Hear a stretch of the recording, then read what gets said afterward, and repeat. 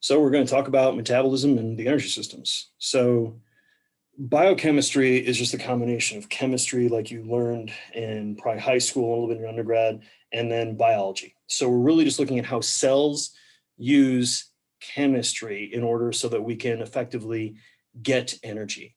So we also figure out how it's going to use chemistry to combine molecules. So it's going to build things like the actin and myosin we've talked about before in the class. Now, these are going to go in a network of a lot of chemical reactions that are all being, helped along through enzymes. And we'll talk a bit about that in a moment. And the combination of all this is what we refer to as metabolism. So both catabolic, breaking things down, and anabolic, building things up. Now, bioenergetics itself, that's the process that all energy is made and consumed by living things. Metabolism is the sum of all the building up and breaking down. Catabolism is breaking things down, usually for energy. And then anabolic processes are when we start combining things. So we're putting things together to make a bigger molecule.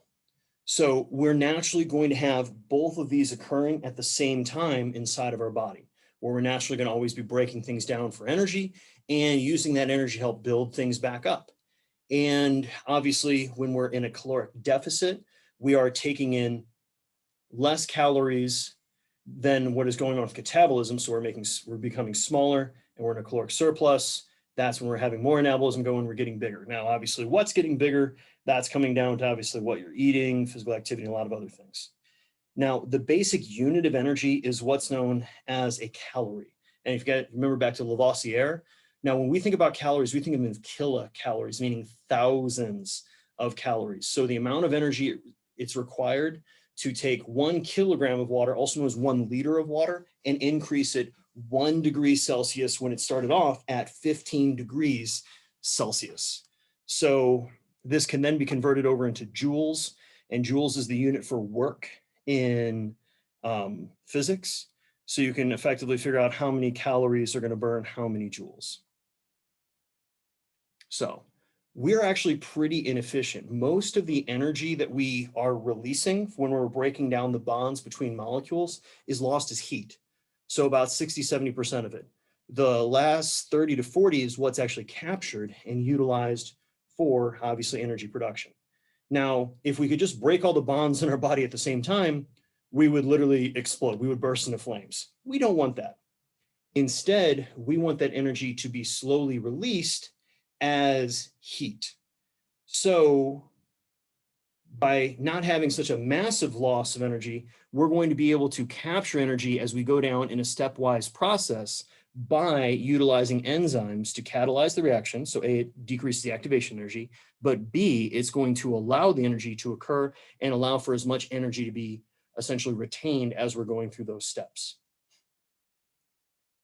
So there are 2 laws of thermodynamics, and this is something that no matter what anybody tells you, it always breaks down to this.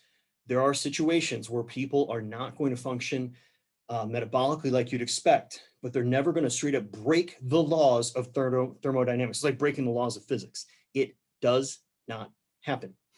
So the first is if the total energy of a system, okay, and its surrounding is constant. So no matter what, there's only going to be a certain amount of energy from your or inside of your body and around you.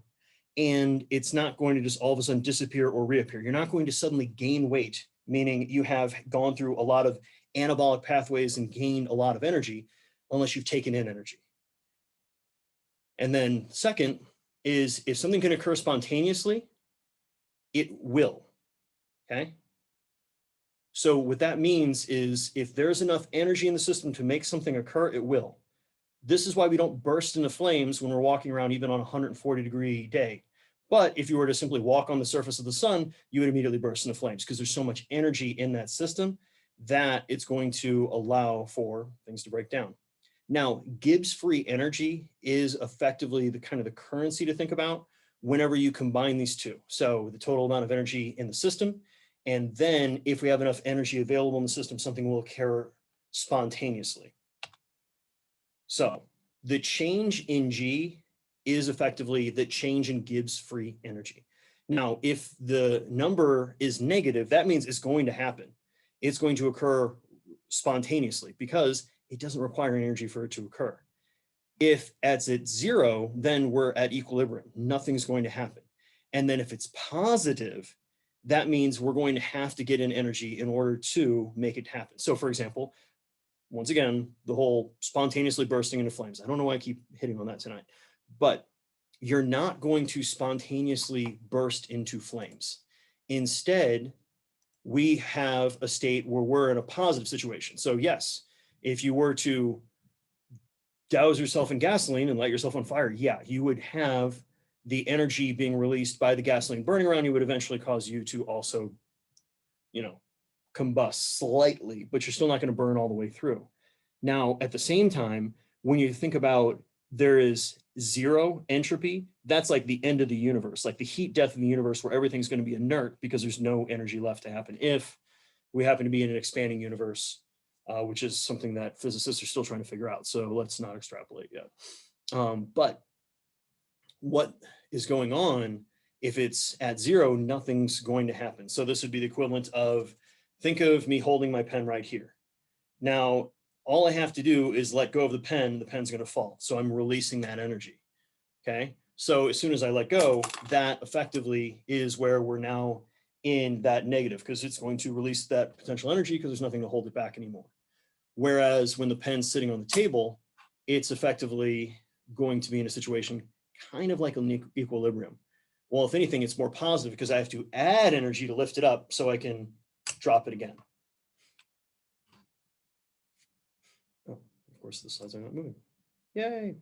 So in order to get reactions to occur that have a positive G, so it literally requires energy for it to occur, they're usually going to be coupled with a negative G reaction. So that way it's going to occur because when we combine the two, we're going to have what's known as a coupled reaction. And this is going to allow it, because we've now freed energy, so we've from the downhill, which is going to allow the uphill to occur. So this is literally how we're able to get our muscles to contract, how we're going to phosphorylate different compounds, and how we're going to be able to effectively get certain things like ions to move against gradients. Now, getting ions to move across their gradients, that's going with a negative G, where it's going to naturally be able to occur because it's being pushed in that general direction.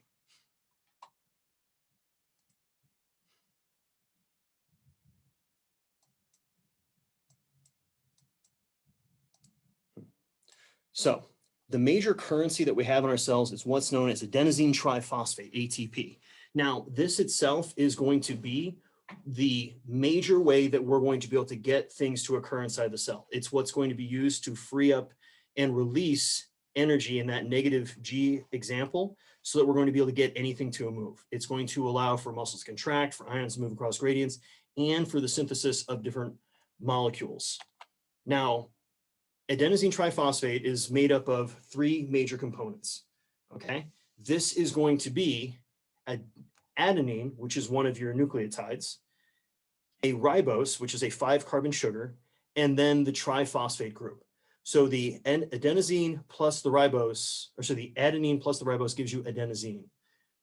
And this is going to have, thanks to the triphosphate, not just 1, but 2 phosphoanhydride bonds, which are very high energy, which is going to allow for a lot of things to occur. So this is actually the image of what ATP actually looks like. So we can see that adenine, that ribose, and that triphosphate. And then you can see we have here, those are those phosphoanhydride bonds. So it's good because once again, it has a huge negative G value when it's hydrolyzed, but it has a low enough G value for synthesis, so it's not going to require too much energy in order to make it. In fact, there's a greater amount of Gibbs free energy in breaking down creatine phosphate than there is in adenosine triphosphate, and that's why it's a good one to give energy back to ATP. So when you hydrolyze it, aka you're going to take off one of those phosphates.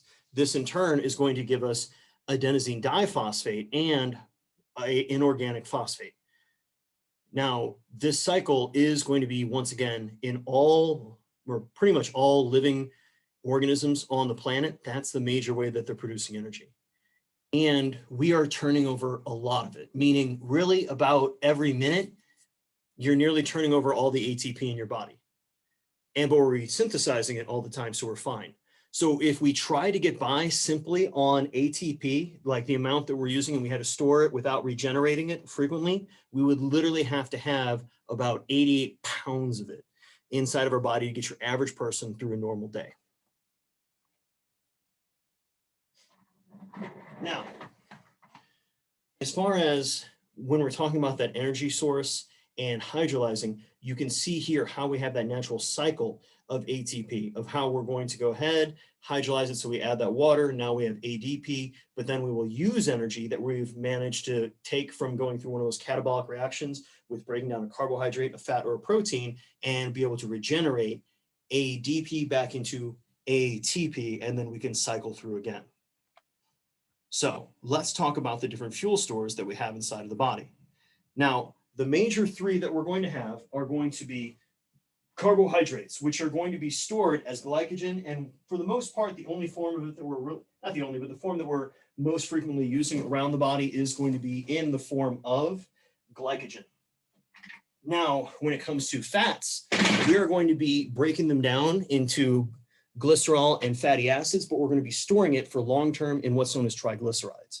And then finally, we have proteins, which we don't really store it so much as we try and use it. So it's like breaking off pieces of the car to use as fuel to fuel the car, which is not a good long-term strategy, but they are going to be broken down into the basic units of amino acids, and through deamination, be able to be broken down for energy.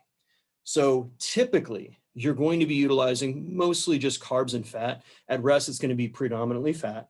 And then as we work our way up in exercise intensity, we're going to be utilizing more carbohydrates as fuel. And when we increase our exercise duration, we are going to be relying more and more on fats for fuel.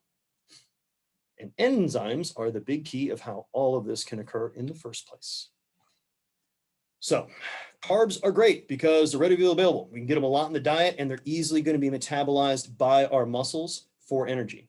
Now, when we take up enough of these, we're going to store them not just as glycogen in our muscle, but we're also going to store it as glycogen inside of our liver, and then a certain amount inside of our nervous system in our astrocytes, so that way they're going to be able to be used for energy to literally help you think good. Now, the nice thing about the glycogen that's stored in your liver is it can be freed back up, and that's thanks to an interesting little enzymatic function of glucokinase in the liver, which we're going to get to in a little bit, so that it can then go back into the blood and be taken up by the exercising muscles and the fibers, remember, in that muscle, so that they're going to be able to help us regenerate more ATP. So in this example of looking at an individual muscle, you can actually see the little black dots or the glycogen granules. These are going to be all of our sarcomeres, and then this is actually going to be a fatty acid droplet inside of an individual muscle. Now, as you can tell, when an individual becomes more well-trained, they're going to be able to store a greater amount of glycogen. And when they are rested, so we hit a taper, we're going to be able to store even more. And then on top of that, if we carb load, we're going to be able to top off that carbohydrate store even more. That's a good thing, because when we store it as glycogen, the more that we have, because it's a multi-branched molecule, we're going to be able to cleave it off of each of these ends of the branches. And the more branches we have to cleave from, the more enzymes can work at the same time, the faster we can break down glycogen and utilize it as fuel. The drawback is too much of it is also going to cause us to store too much water, which is going to increase our weight, which in turn can decrease our power weight ratio, maybe give us some issues depending on what our goal is. So huge amounts of energy we're going to be able to get when we're using this aerobically. We can also break it down anaerobically, which you cannot do with any other fuel source. We are going to be able to quickly get those pathways going to break down the fuels, along with we're going to be able to increase the amount we store thanks to training and diet. And it is effectively going to really be the only macronutrient source of energy when we're talking about really high intensity and moderate to shorter duration exercise. When I say moderate to shorter duration, I'm talking less than 2 hours. Now, the problem is for each gram of carbohydrate you store, you're going to end up storing about 2.3 grams of water with it. So you have that water weight. So the storage amount is actually not that high, right? Especially when you compare it to fat in just a little bit. And the amount that we can store is really only about enough for your average person, even with a good job of really topping off the glycogen stores, barely enough to get you close to finishing a marathon. Hence why marathon runners talk about hitting the wall. Now, the other thing to keep in mind, the reason that's still absurd for most people to think about the duration of a marathon, so it's not even really going to be an issue. But if you've got a tournament where you're playing multiple games over a weekend for something that is really aerobically demanding, like soccer, rugby, maybe basketball in some iterations, it can be a little rough to keep all that glycogen level up. Now, also thanks to the anaerobic factors that it can be utilized in that state, you're going to have that drop in pH, which can in turn, if you drop the pH low enough, literally the enzymes inside of your cell don't work. And so you cannot work out any further, no matter how hard you want to, simply because your cells literally don't function in that acidic environment. Remember, they want to be within a certain pH range. And obviously, these are always going to be those cells that are really dependent on carbs only as fuel, which is more of those type 2 fibers. Once you're out, and you're not going to be able to get to that level of output anymore, which is typically higher power, which is typically how you win and lose games. So fat is awesome as an energy source for the sheer amount of how much you can store and for effectively how much energy you can render per gram you store of it. Now, I'm not going to say the human body can store an unlimited amount of fat, but you guys have been around in public and otherwise, and you can store a whole lot of it. Now, this in turn is a little less accessible because it takes a little bit longer. Even in the best of situations, you can typically only metabolize fat at about 2/3 the speed that you can metabolize carbohydrates. And because of this energy production difference, it doesn't matter how hard you get after it or trying to go on a low carb diet, you're going to initially have yourself a bit of a problem. Now, we can only use those free fatty acids, so we have to break down the glycerol off triglycerides. Glycerol can also be used for gluconeogenesis in the liver, meaning creating new glucose. And most of the fatty acids are going to store usually 12 to 18 carbons in length. We do have our omega-3 fatty acids, which are going to be a bit longer, and they're important for different health functions. But as far as for the energy, you're really talking about palmitic acid. So you do store a certain amount of fat in each side of your muscle cells. Obviously, on a higher fat diet, when you're really well recovered, you're going to see this amount even be higher with how much you can store. And it has by far the highest yield. So remember, carbohydrates was only about 1.1. Fats, we're talking about 9.3 kcals per gram stored. So you get a huge amount of energy per each gram of it you're actually storing inside of your body. Notice when you're looking at eating fats on the label, it's usually 9 kcals per gram, and proteins that 4 kcals per gram. Well, the reason it's 4 on the wrapper but not in your body per gram of it is because the extra water, so it kind of dilutes out the effect. And it turns out we can store a whole lot throughout our body, and it's very stable. Problem is it turns out we are not able to store that much of it inside of our muscle cells. We are going to find that we always need oxygen and a greater amount of oxygen to use it aerobically. And so it's not going to be as good of a fast fuel. It's a great low and slow fuel. If you want to go hike for days at a moderate to low intensity, you can go and hang in that fat world forever and be okay. However, you're not going to really do a good job. And the reason it cannot serve as the sole energy source is more or less we can have some issues with depleting certain nutrients out, or certain molecules that are part of the citric acid cycle that need to be replenished by either utilizing carbohydrates or protein as fuel. So looking at the energy density of each of these, you can see how fat is going to be naturally much higher. We then have protein. Now, we can break down some proteins and convert them into glucose via gluconeogenesis in the liver. It's not all the amino acids that can do it. Alanine is usually the one, and that's more of what's known as the Cori cycle. We can also break them down in a little bit into fatty acids, but it's really inefficient. And what you'll find when it comes to protein, it's the macronutrient you can overeat on the most, and it tends to have the least amount of negative effects on body composition and body weight. So we don't really store a lot of protein again in the body. Yes, you do have a certain amount that you're going to have because that's literally the muscle in your body, the connective tissue, the skin, all of the different proteins and enzymes that you have throughout your body. You use a lot of protein each day, specifically just to maintain your digestive tract, and your immune system also uses a solid amount each day, and you are all losing skin on a daily basis. That's what that dust is inside of your house or apartment. So like anything else, we do want to make sure we get enough of it, but it's not going to be something we're really trying to rely on as a fuel source. And the funny thing is, because protein is so metabolically expensive to break down, the kcals per gram of protein is actually about 5.1. We lose that 25% during digestion, or a little over 20%, a little less than 25% of the energy during digestion, because we need so much energy to break it down. So going head to head with carbs and fat, because once again, those are our two major macronutrients when we're talking about energy production. We're going to see that each gram of carbohydrate is going to give us nowhere near as much energy as we're getting from fat. We're going to be able to store fat relatively compactly in droplets. Glycogen is going to be how we're going to store carbohydrate, and that's going to be in more branching, hence with that extra water. So hence why we're not getting as much with the energy ratio. So Actually, I have a question. I'm sorry. Yeah, no bubbles.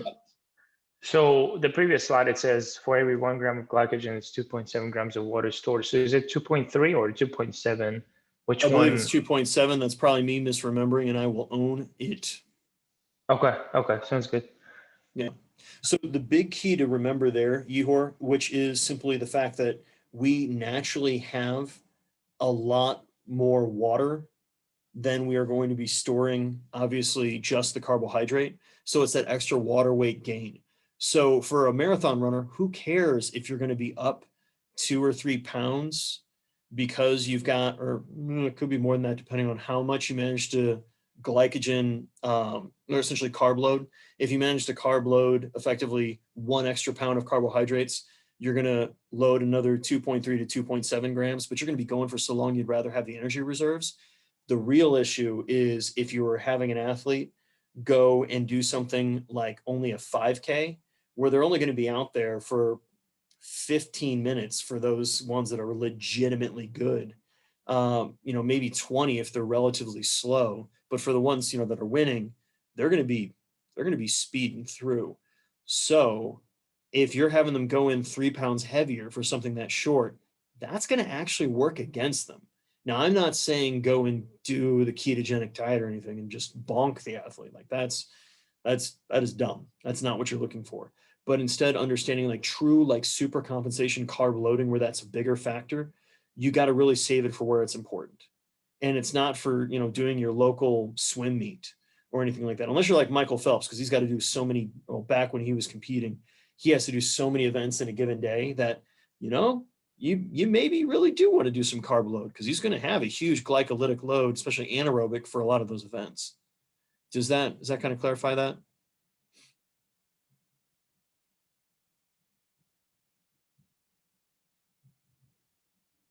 Yeah. Awesome. So this is just that breakdown of each of those fuels. So about 100 grams, and this is notice this is about 150 to 165 pound athlete, of how much grams of carbs. So 100 grams of carbs, guys, we're really talking about not even barely even a quarter pound of carbohydrates.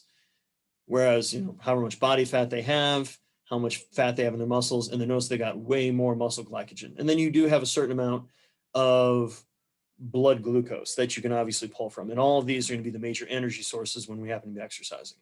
So when we sum them all up, you can see how much energy we're going to have all in total throughout the body. And notice, guys, this is for a smaller athlete of only about $143 at 12%. So, relatively lean, long distance athlete. They still have enough energy stored in body fat, even in this example, that they literally could effectively They won't be able to run because remember that's going to be more carbohydrates, but they could jog a very soft J all the way potentially to an ocean.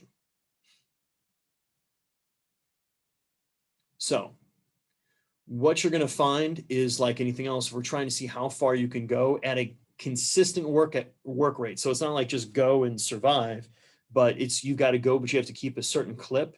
You're going to find that most folks at the end of the day with all of the typical amount of carbohydrates, especially in the previous example, we're only looking about 2 to 2.5 hours. Okay. Now, you know, like for Jabari with baseball, you know, it's a lot of, you do got to move, but then you wait, move, wait, move, wait. You're not going consistently high speed the entire time. You obviously get plenty of time to recover for the most part. Now, what sport can you think of? And not necessarily playing the sport. We could think of training for the sport where you're going to potentially run through and maybe be glycogen depleted by the end of practice.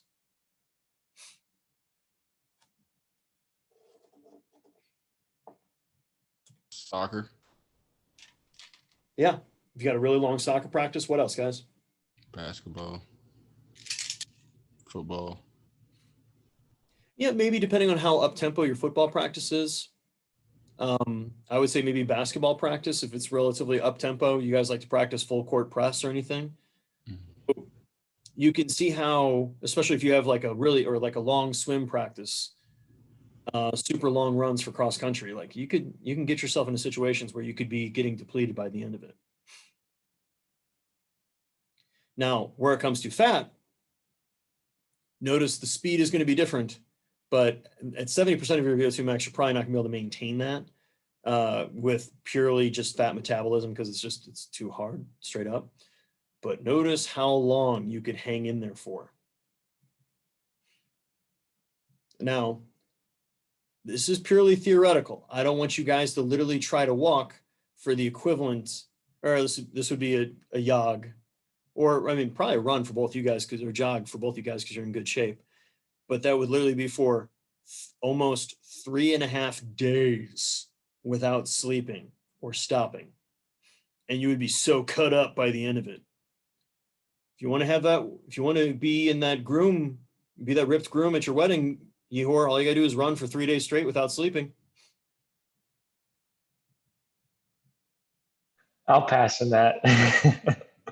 Yeah, I agree. You're in good enough shape already. You don't need to do any more of it.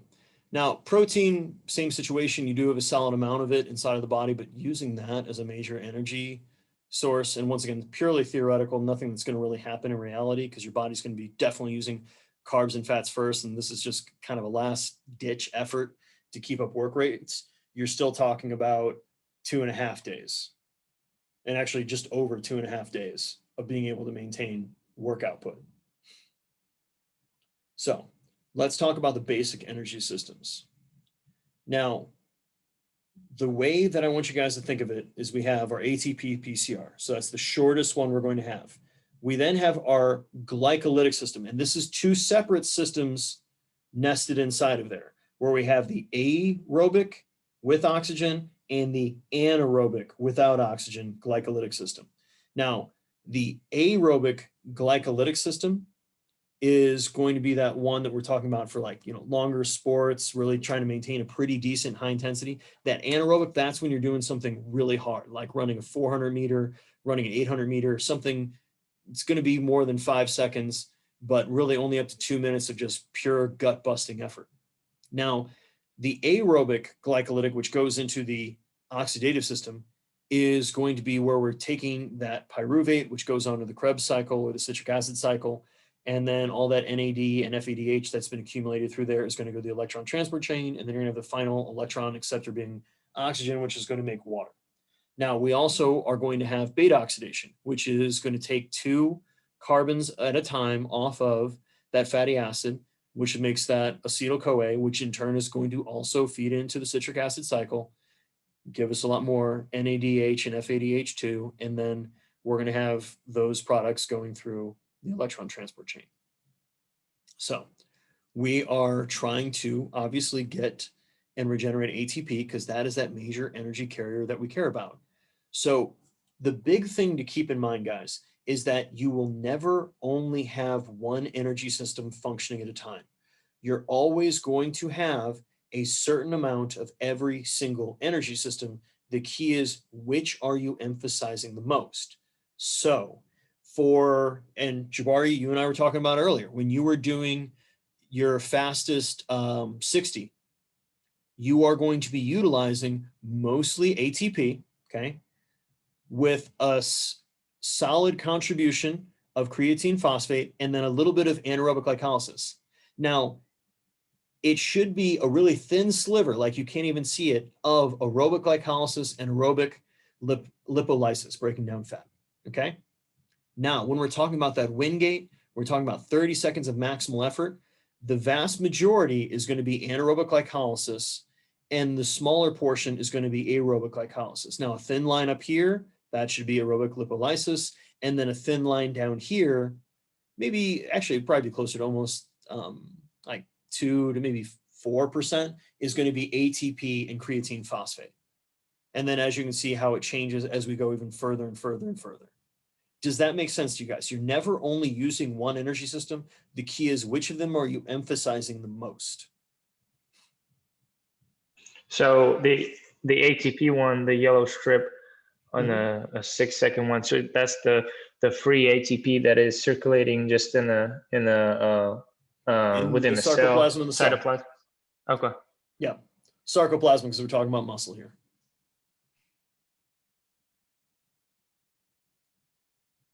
So your ATP PCR, it's the shortest one and it's the fastest acting. Now, the nice thing is it doesn't require oxygen. We can convert literally 1 perfect mole of phosphocreatine gives us 1 mole of ATP. We just take that phosphate and then transfer it to the other. This happens in the cytosol or the sarcoplasm of the cell. And this is only really going to last us about 5 seconds, 3 to 15 seconds, depending on intensity. But if you think about like a maximal sprint, how many seconds of the maximal sprint doesn't hurt, doesn't start to burn, doesn't make you feel like you're breathing hard. You're just like, oh, cool, like we're pushing. So the nice thing is, through the enzyme creatine kinase, we're able to take that phosphate right off of creatine and then slap it right back onto ADP, regenerating our ATP. So since it's only one step, super quick. And then from there, that creatine itself is going to go into the mitochondria, be rephosphorylated, and then also be able to go ahead and undergo its process again.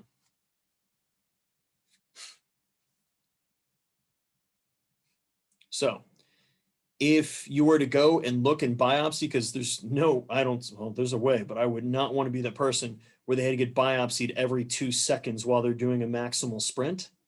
But you would see how ATP is going to dip, but it's going to be creatine phosphate that's going to dip rapidly. And then we're going to have that dropping down of our ATP levels inside of our cell. Now, remember again, guys, we're not only going to be using one energy system. We're going to be utilizing all of them, and it's which of them we're emphasizing the most. So in this example of a 2-minute all-out sprint, you can see how initially it's mostly anaerobic work, but as we shift further, we see a greater amount of work being done by the aerobic system and a lesser amount being done by the anaerobic. And this is based upon, or this is why we base the critical power test off of this, which is a miserable test to do, but it's a really good indicator of aerobic function because we're able to utilize such a high intensity that effectively you work hard enough that the only energy system that can support you by the end of it happens to be your aerobic glycolysis and beta oxidation. So let's talk about that glycolysis. So glycolysis is literally just breaking down glucose. We can break down glucose with or without oxygen. The key is, do we convert that pyruvate into lactate because it's anaerobic, or do we convert that into acetyl-CoA because it's aerobic? Glycogenesis is going to be where we're synthesizing glycogen. So we're taking those one glucose and we're attaching it to another through alpha-1,6 linkage, or alpha-1,4 if we're going to go ahead and have, or alpha-1,6 if we're branching 1,4 if we're in a line. Yay, biochemistry. I wish I could forget. Okay. And then glycogenolysis is when we're going to be breaking that down so that we're going to have a new glucose, which actually is going to have a phosphate at the end of it. which is nice because we've already paid for the initial activation energy, and now you don't have to again. So glycolysis itself is going to be a 12 enzymatic step process where you're going to take initially a glucose and then break that all the way down into effectively ATP and that pyruvate acetyl-CoA. Now, when it comes to that anaerobic, once again, that's with lactate. All of this, just like the ATP PCR system, is happening in the sarcoplasm. Our citric acid cycle, our electron transport chain, and our beta oxidation are all occurring only in the mitochondria. And that's important to keep in mind, guys, because naturally, when we have to go into the mitochondria to get the energy, it's going to delay how quickly we can produce it compared to obviously this situation. So if we start from glucose, you're going to break down 2 ATP because you have a activation of energy of 2, and you are going to gross 4 ATP, which means since you paid 2 to start, you got 4 out the end, you net 2. If you start from glycogen, you only have an activation energy of 1, and you net 4, or you gross 4, so you net 3 at the end. So the first step is going to be where ATP is hydrolyzed to create what's known as glucose 6-phosphate. Now, this occurs thanks to what's known as the enzyme hexokinase inside of your muscles. Now, from there, we can obviously go convert that into glucose 1-phosphate and then into glycogen if we really want to. But most likely, now we're going to be possibly going down further depending on energetic demands. The reason it's phosphorylated is once glycogen's phosphorylated, it can't leave the cell. So now that it's stuck in the cell effectively, the cell can make its choices.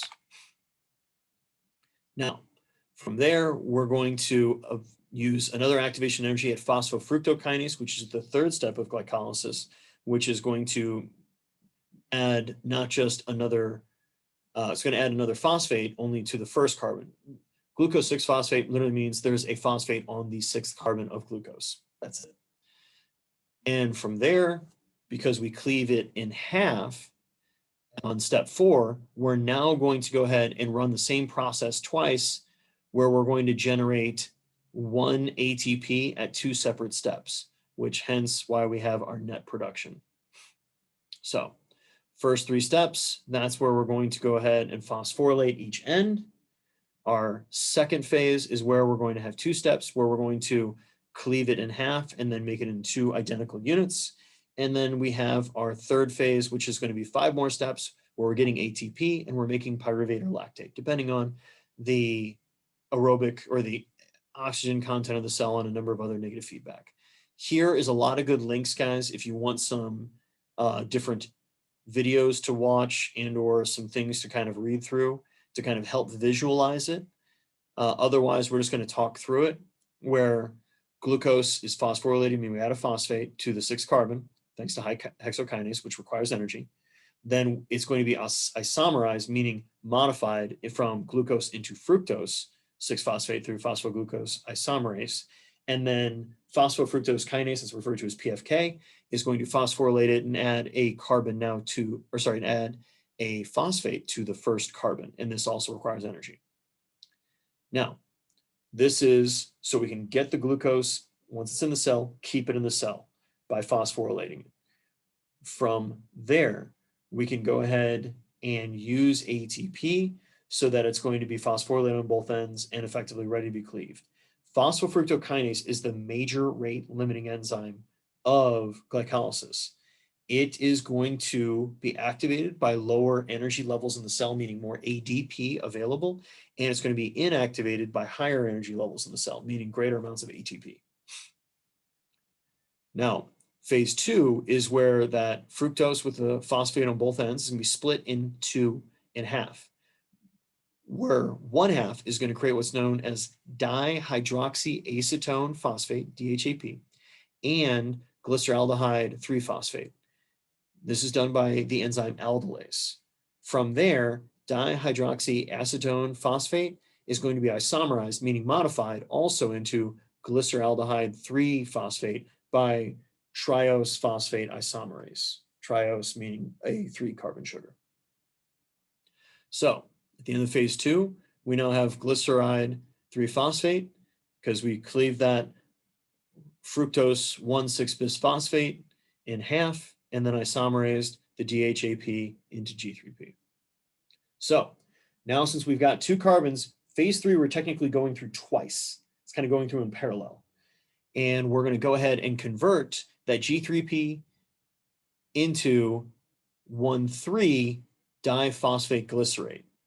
And this is going to go ahead and be done by glyceraldehyde 3-phosphate dehydrogenase, which is going to produce 1-NADH, which is going to go on to the electron transport chain if oxygen is available. Otherwise, it's going to be utilized to help create lactate in a bit, which is not as much fun. Now, from there, we're going to convert that 1,3-diphosphoglycerate into 3-phosphoglycerate. And by removing that phosphate, thanks to phosphoglycerate kinase, you now have an ATP. And we've done it twice, so that's 2 ATP. 3-phosphoglycerate is going to be converted into 2-phosphoglycerate. We effectively just move that phosphate from the 3rd carbon to the 2nd carbon. This in turn is going to be converted into phosphoenol pyruvate through enolase, so PEP. And then finally, we're going to take that phosphoenolate pyruvate, convert it into pyruvate through pyruvate kinase, and we're going to generate another 2 ATP because we've done that in parallel. So we're altogether going to have generated 4 ATP and 2 NADH and have 2 pyruvates. Now, pyruvate is then going to convert into acetyl-CoA or lactate, depending on literally how much oxygen is available. If we're anaerobic, we're lactate. If we're aerobic, we're acetyl-CoA.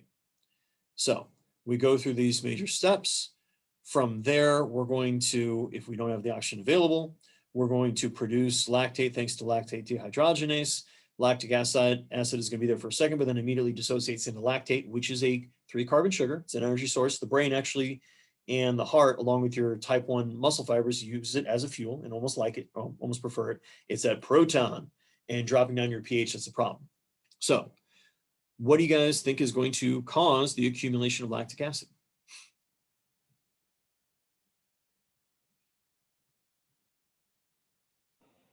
Lack of oxygen. Bingo. Bingo. And that's typically because we're going to be exercising at too high of intensity. Now, is just lactate production detrimental to performance?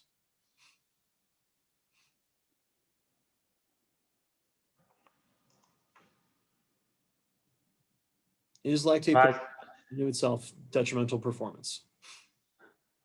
As you said, it's the proton that is an issue, right? Lactate itself is not, it's a fuel source, right? So it's the proton, free proton floating in the cell. And the other thing to keep in mind with that, guys, is not only is it not detrimental to performance, it's also, it's the amount of lactate, aka it's the amount of protons that come with it. So just a little bit of lactate in your bloodstream, you're fine. It's not going to cause any negative effect on performance. If anything, it's going to be well tolerated. And if anything, the body thinks is going to improve it. It's too much of it is the issue. And then the last one is the system going to be trainable? Yeah. Absolutely. Now, one thing is obviously getting better aerobic function of your individual muscle fibers and the adjacent type 1 skeletal muscle fibers so that they're going to be able to pick this up. But another thing you guys probably haven't learned about in your undergraduate ex-phys is what's known as monocarboxylate transporters, which also have the abbreviation of MCT. And those specifically are going to allow for a much more rapid uptake of carbohydrates, or those 3-carbon sugars, that lactate, into the cell and or leaving the cell. So that way it's going to be able to be used somewhere else. The pH doesn't drop too low in that cell, so we can't keep up performance, or there's too much of it accumulating in the blood, which in turn, the protons are causing the pH to drop and eventually tricking your brain into thinking you're poisoned, which then in turn causes you to vomit. And that is not a good time. So altogether, we have produced 4 ATP, but we only net 2 because of that activation energy. 3 if we started from glycogen. We only use carbohydrates for this, and it's going to be glucose. And this is in turn going to give us either lactate or pyruvate. So let's talk about our aerobic, and we're going to go through aerobic glycolysis first, and then we'll talk about beta oxidation. So Turns out our aerobic systems need oxygen. And this is going to happen in the mitochondria of your cells. And this is going to yield way, way, way more energy, but it's not going to do it as fast. And this is going to be the major way that we're performing all of our aerobic activity and all of our work at rest. You're hopefully not anaerobic while you're sitting there at your desk. That's terrifying. So when we're breaking down carbohydrates, remember we're going to go through glycolysis in the sarcoplasm. Then that acetyl-CoA is going to go into the mitochondria. We're going to utilize that for the citric acid cycle inside of mitochondria, and then those products will go on to the electron transport chain. Beta oxidation occurs in the mitochondria. We have to use the CAT1, CAT2 proteins to transfer it in. It's carnitine is used as part of that shuttle, and that's going to allow us to use fats as fuel. So our mitochondria are that ATP powerhouse. We are eukaryotic organisms, meaning we have obviously membranes wrapping the organelles inside of our cell. And the funny thing is our mitochondria are effectively a holdout of a very, very specialized type of organism that just kind of lives inside of us. Your mitochondria are not you, so to speak. They're fascinating that they're their own cell. They could technically live on their own. They don't need you. Well, they do need you because they don't really have an immune system. They've got no way to defend themselves. They just power up whatever they're inside of. So arguably they're the first symbiotic organism. And what's also really neat is your mitochondria, you only inherit from your mom because the egg has a mitochondria, the sperm doesn't.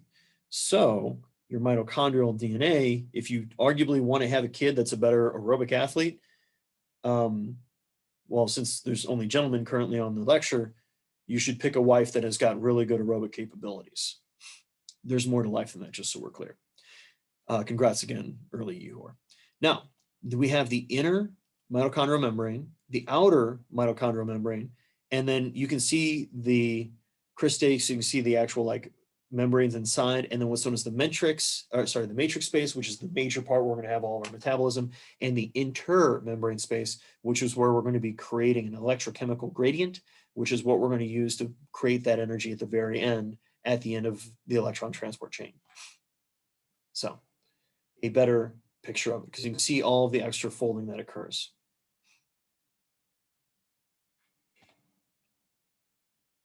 And again. So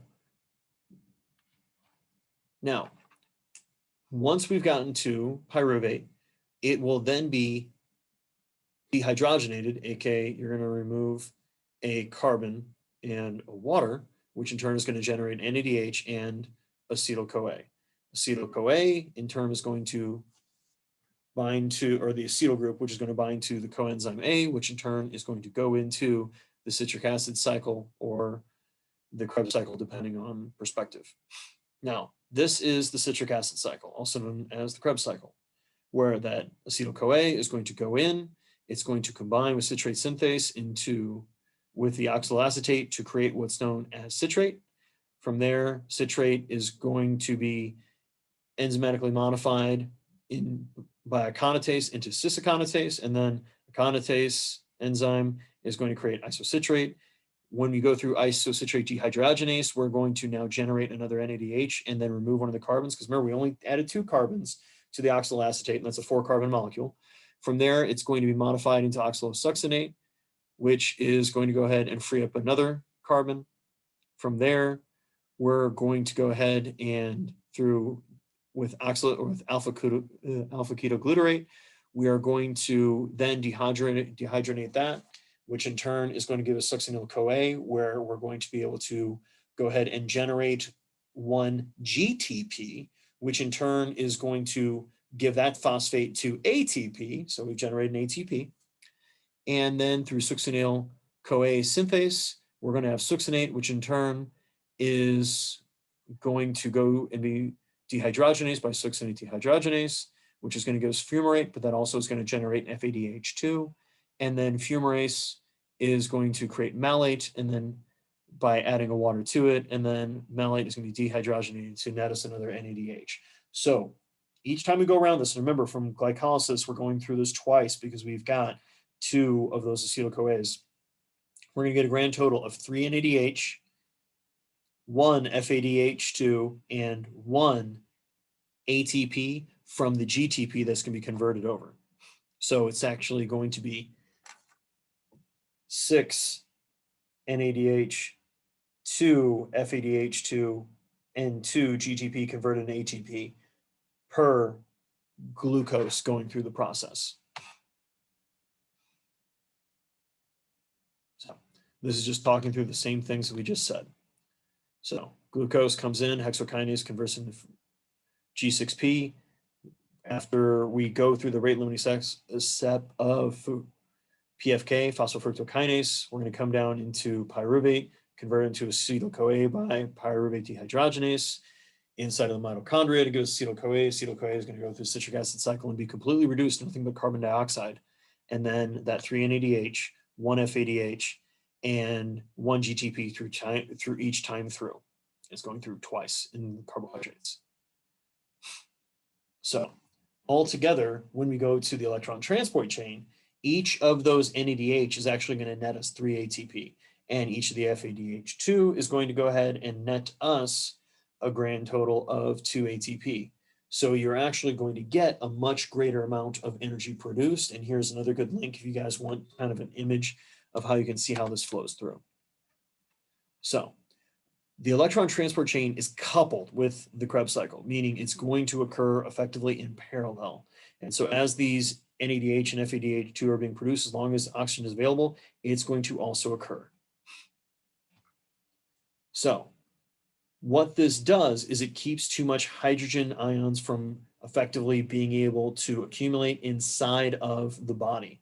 And those ions are then going to be pumped into that inner mitochondrial matrix, or sorry, space, which is going to create a major gradient of protons on one side or the other. And we all know how diffusion osmosis works across those gradients. And that's where we're going to combine eventually all of those individual ions with oxygen to literally just form water inside of your cells. Now, this is also where you can produce some reactive oxidative species like hydrogen peroxide, which is inflammatory and a bad thing, but the body is going to quickly resolve it. And in reality, that actually does some positive work for signaling inside of the cell of things need to be improved essentially metabolically. So your electron transport chain is going to be made up of 5 different complexes. So in the example of NADH, it's going to use complex 1, 3, and 4 to pump hydrogens into that intermembrane space to create that gradient. And this is through enzymes. And notice we've got iron, we've got cytochrome C, 1, BLH, and so on, where it's going to use the energy produced through the enzymatic process to pump across that gradient.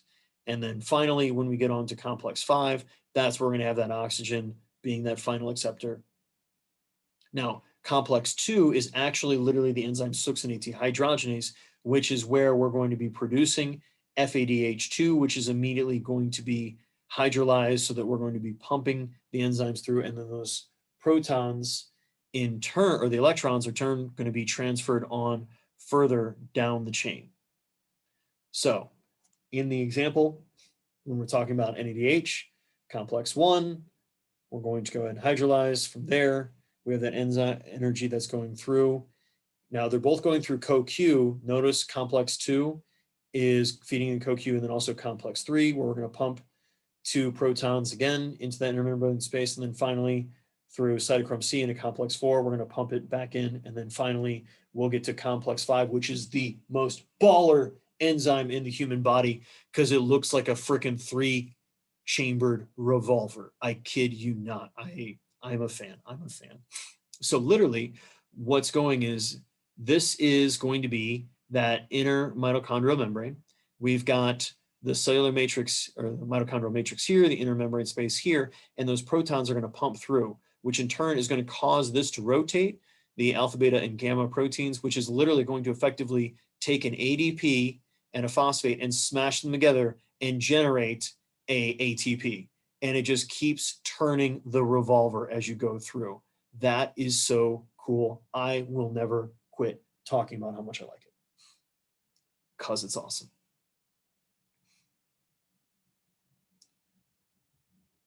And you know what? I'm okay with kind of being left hanging. That's okay. So the end of aerobic metabolism is just going to be producing carbon dioxide, and that was in the citric acid cycle, and water, which is going to be in the electron transport chain. That's literally all you're breaking this down into. Now, altogether, when we look at the energy that we've been able to produce and NADH we were able to produce whenever we were in glycolysis, we're going to have effectively made, when we're breaking down aerobically, a grand total of 8 ATP. Acetyl-CoA, we've got 6, and then finally notice we're getting it a whole lot more through the citric acid cycle of, now we're talking about 24 ATP. So 30, 80 for starting from glucose, 39 for starting from glycogen. Now, this is actually not going to be as high because you have to utilize a certain amount of energy just to pump the ATP back out. And one thing that's important to keep in mind is for each phosphate we're able to essentially put back onto an ADP, how much oxygen do we have to use? And it's going to be at about a rate of a grand total of 4 that need to come back into the mitochondrial matrix in order to go ahead and create 1 ATP. So that's why you see these uneven numbers for how much are actually going to be able to be produced, because if we're starting from NADH, we're going to pump 10 protons in there. If we're starting from FADH2, we're only going to be pumping a grand total of 6. Now, the reason there's always naturally a certain amount, because water does actually dissociate. That's what pH of 7 is, where there's an equal amount of protons, so it's just hydrogen, and hydroxide groups of just oxygen and hydrogen. It kind of comes together and comes apart. It's just a natural effect of the chaos that is being a living organism. And so there's always going to be a certain amount that can be pumped across that matrix. It's not going to cause your pH to drop massively, but it's going to make sure that it's being controlled. So altogether, when we put everything through there of what we've done from the oxidative process of breaking down through the citric acid cycle, remember we do that twice because we're going to have cleaved that glucose in half midway through. So beat that dead horse one more time. Total amount of energy we're going to produce. So it ends up being actually not as high because of the total amount of energy we're going to have to produce back through. So we really only get 30 because we do have to use energy to go and pump that back.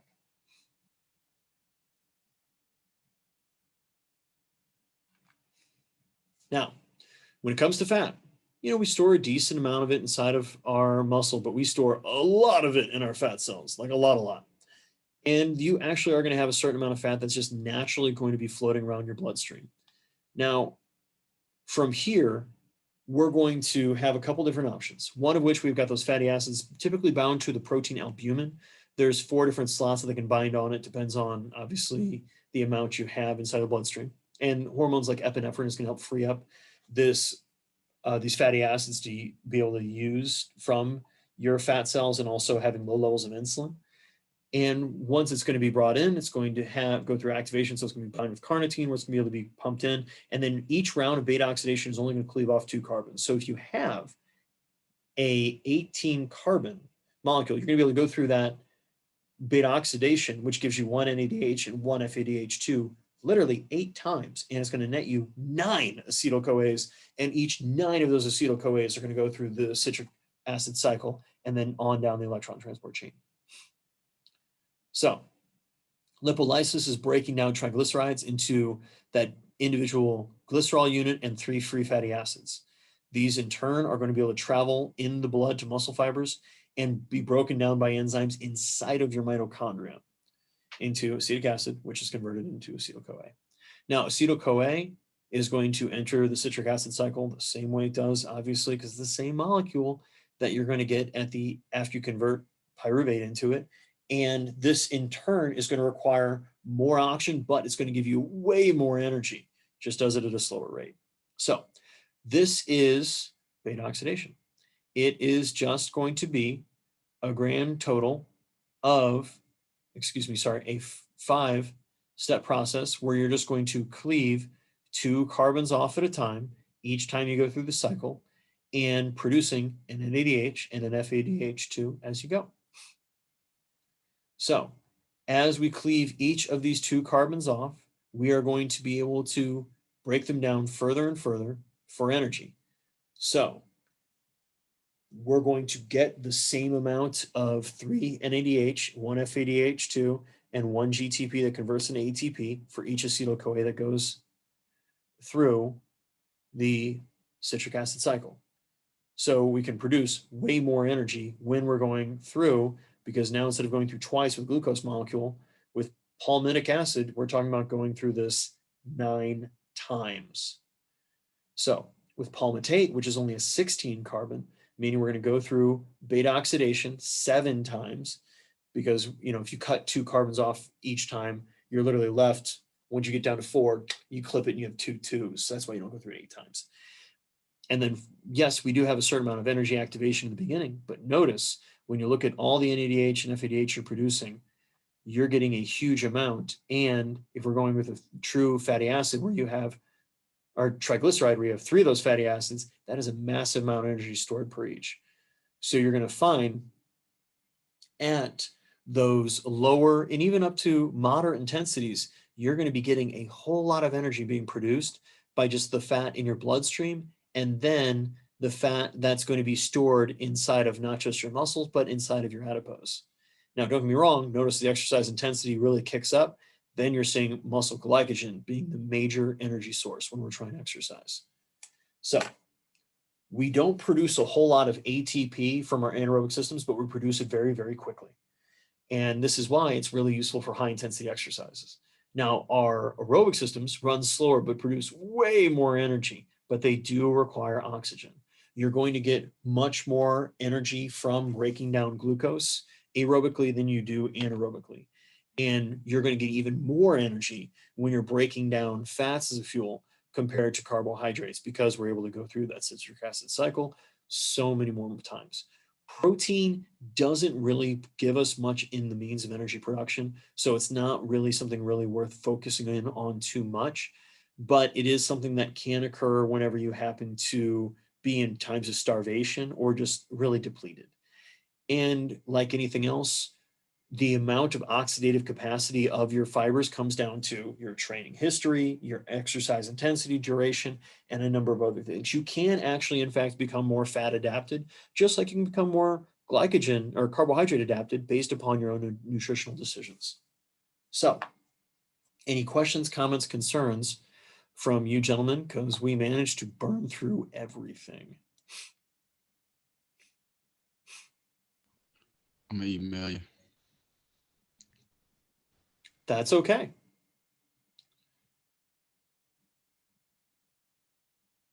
All right, so the last thing we're going to have you guys do, and we're not going to bother the breakout rooms. I'm just going to mute myself so you guys can talk, and I'll step out so you guys can actually talk and feel like I'm not like staring at you.